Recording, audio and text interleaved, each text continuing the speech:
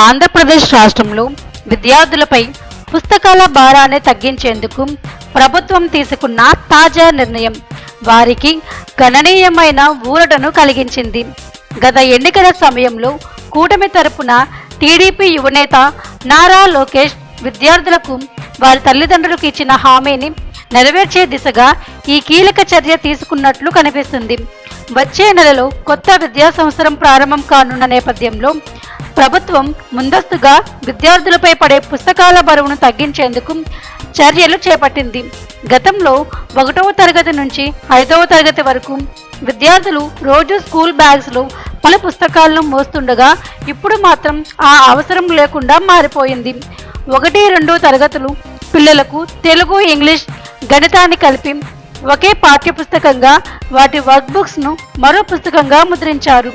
ఇక 3, 4, 5వ తరగతులు విద్యార్థులకు తెలుగు, ఇంగ్లీష్ ఒకే పుస్తకంలో, గణితం, ఈవీఎస్ మరో పుస్తకంలో ఉండేలా రూపొందించారు. వీటికి వర్క్ బుక్స్ను కూడా ఇదే పద్ధతిలో ముద్రించడం జరిగింది. దీంతో గతంలో 8 పుస్తకాల బరువుతో స్కూలుకు వెళ్లిన విద్యార్థులు ఇప్పుడు కేవలం 4 పుస్తకాలు మాత్రమే మోస్తే సరిపోతుంది. గతంలో రాజకీయ నాయకులు ఎన్నికల సమయంలో ఇలాంటి హామీలు ఇచ్చిన అధికారంలోకి వచ్చాక అవి మర్చిపోయేవారు.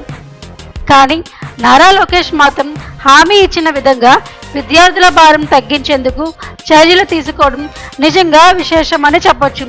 గత దశాబ్దాలుగా విద్యారంగంలో ఇటువంటి సానుకూల మార్పు సాధించేందుకు ఎవరూ ముందుకు రాలేదు.